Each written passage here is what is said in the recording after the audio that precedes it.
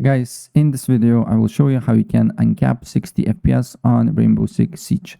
Super fast and easy, so without further ado, let's get started. First of all, in game, go to settings, options, then go to display, and then here, make sure that refresh display mode is full screen, and then refresh rate is highest available on your monitor. Also turn off VSync and turn off FPS limit and save the changes, right? And after that, look if the FPS is uncapped or not. If FPS is not uncapped, just quit the game.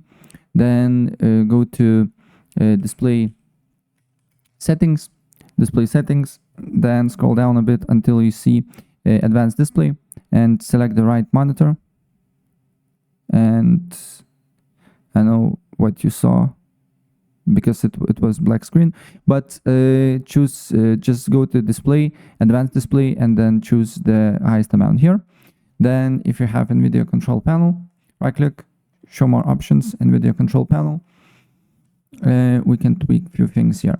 First of all, go to change resolution, make sure right monitor is selected and refresh rate is highest available here with your normal resolution, native one.